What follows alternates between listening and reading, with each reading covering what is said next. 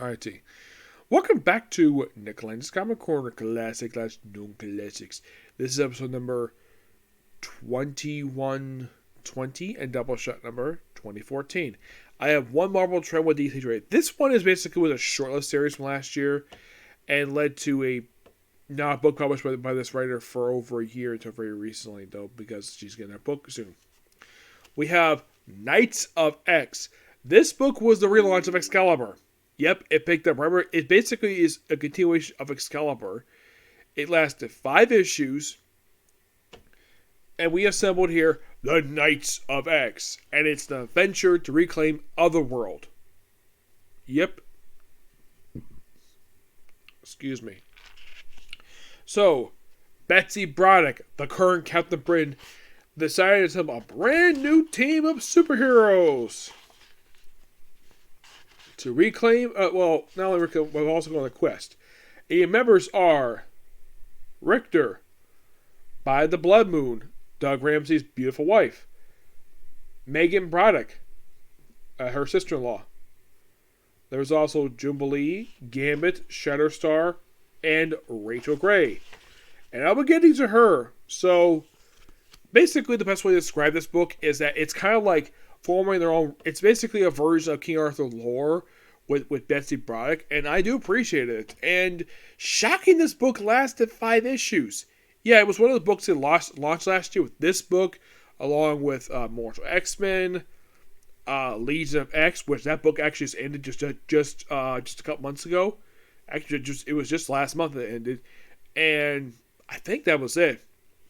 Yes, so they go on this quest, and it's like an action. And by the end of the series, Merlin is executed after they retook the Citadel, and of course they got reinforcements, and only get these 10 people.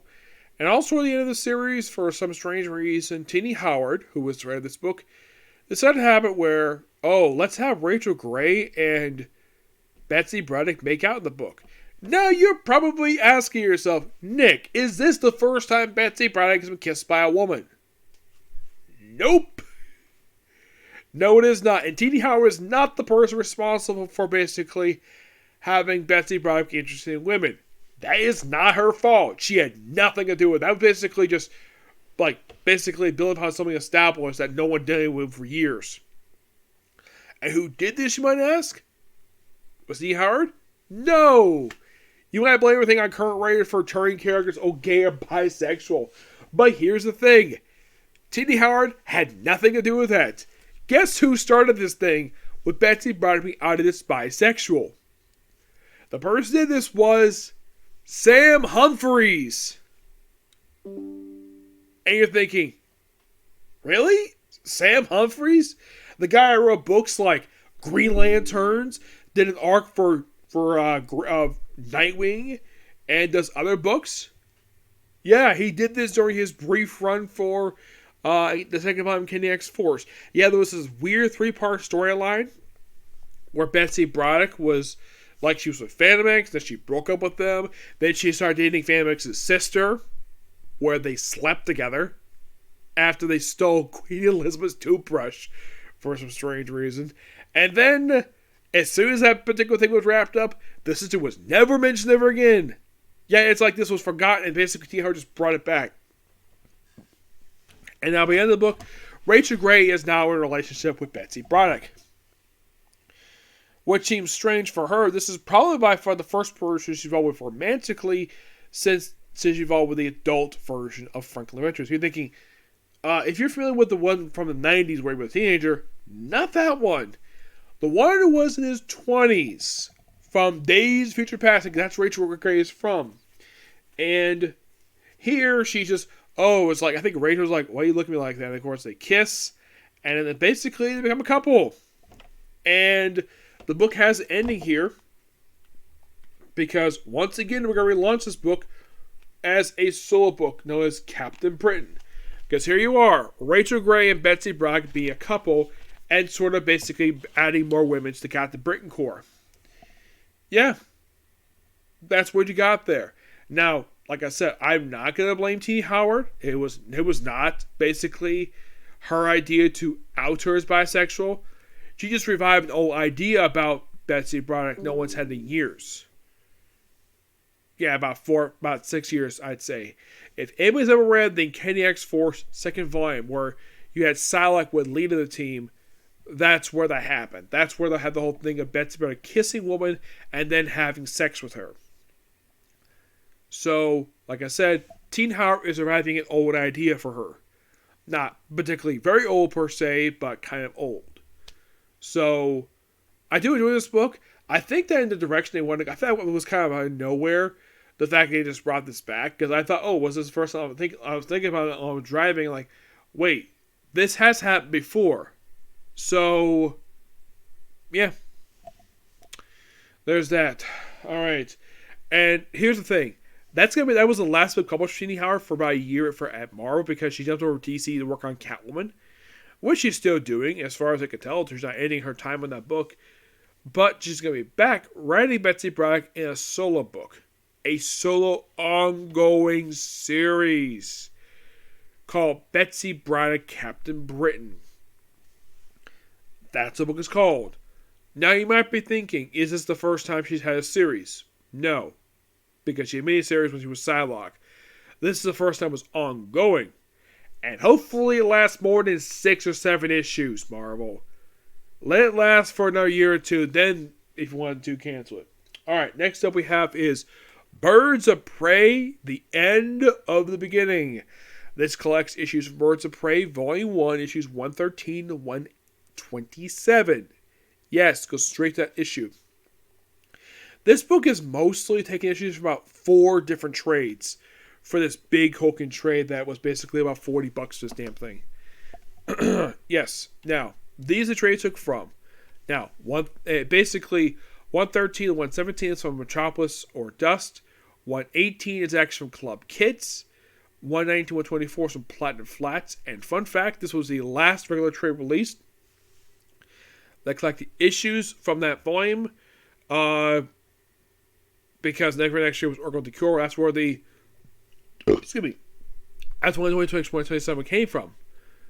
And here's the thing, though. 125, prior to this very trade being released, this issue had never, ever, ever been seen in the light of the trade. Never. This is the first people probably have seen it since it was released. Back in like 2008, I think it was. Now, as for why the world was skipped over, I don't know. These are your writers for the issues. We have Steve McKeever, Tony Bedard, and Kevin Von Hook. Yes, those who have not familiar with this guy, this is the guy who created Bloodshot.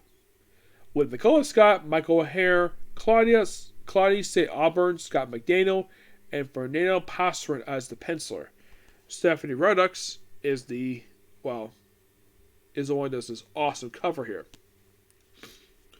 Now, in these issues, basically, after the events of No Man's Land, they had the Birds of Prey relocate to Platinum Flats. And after being there for a while, the police basically don't care for them being here. So even some local citizens tell them to go back to Gotham. Because you brought this up here. Now here's the thing. Platinum Flats is a suburb of Star City. Yep, so it's kind of strange though. Now Black Canary herself does briefly appear in the book for a couple issues, but she's not a member of the team at this point in time. These are members. You have Lady Blackhawk, the Huntress, who came back to the book, Misfit, Oracle, and this White Ninja, along with the Kate Spencer Manhunter. Yep. Yeah, and of course there's also development for Misfit here, and just overall just really good set of issues. 125, just a wild issue where you have Black Canary and Orca going for a joyride. Yes, seriously. But this book is so fun. I love it. I give this book a 9.5 out of 10. Is that good? Yes, it is. Now you might be thinking, okay, has, at this point, with this trade being released, is the entire first volume in trade? You might be asking. The answer is nope. Nope. It is not. Basically, these issues have not been collected just yet. 22, 26, 28 to 38, 42, 44 to 46, and 50 to 55. We are getting pretty close to basically having the entire volume in trade, which is indeed true. Now, oddly enough, the Oracle Cure miniseries is not in this trade for some reason. I do not know the reason for it. It's just not here. Yeah, and it seems kind of weird, though, that DC just doesn't want to finish collecting the run by Chuck Dixon. They just refuse to for some strange reason. I do not know the reason for it. And yet they have no problem collecting Gail Simone's run again. Yeah, have no problem collecting Gail Simone's run, but not Chuck Dixon's. And yet not the entire of his run is in trade. You see, he was here for the first 43 issues. 43. And you have 4 plus 11 is 15. You have 16 out of 43 issues still not in trade this very day. And there is no reason for this at all. I would love to see another one. Now, I'm happy that 125 got collected in trade because for some strange reason this issue was skipped. You probably thought, oh, was it collected Oracle Core? Nope, it was not. It collected that self-timed mini-series, Origins Omens, which is also collected here too, and the last 2 issues of that volume. But not 125. This issue was skipped. Here's the thing. Was this written by one of the writers of this book? Yes, it was written by Tony Bedard. You want proof of this? Yeah. Oh yeah, by the way, there's also appearance with a Joker in here. Excuse me.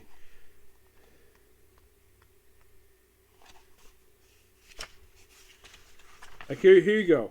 Here's the cover for 125. Yes.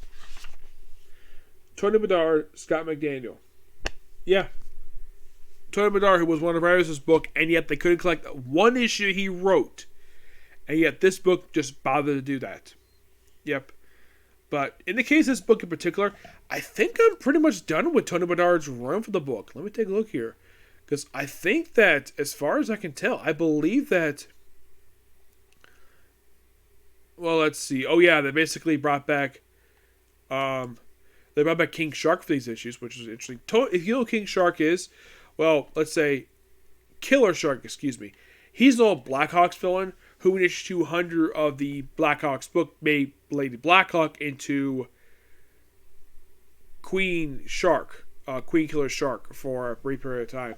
Yeah, I'm not really sure why they started visiting this for, but it's interesting. So basically with this book in particular, I'm kind of in a way done with Tony Bedard because this book pretty much in a way collects his whole run he did Birds of Prey. Yeah, it's pretty much true. I look at it because with this book in particular, mostly yes, I'm mostly done with Tony Bedard's run for the book. Yep. Let's see. Because I think that... So, I technically am not done yet. There's still a few more issues left to go through his run. Actually, it's more like one issue. But I mostly got done his whole run so far. It is interesting, though, that Stephen Keybaser was really sure like one story, and that was it. Here's the thing. I reviewed Whitewater that was previously released. Excuse me. And if they're going to do more of these Birds of Prey trades... Now... It's strange, though, they skipped over issues 92 to 103. I don't know the reason why they skipped these issues. It's weird. They skipped these issues for no reason. Like, they did from 104 to 127, no problem. So, either the next Birds of Prey trade is probably going to go from 92 to 103, or the next trade is going to be collect the Oracle Core miniseries plus the entirety of the...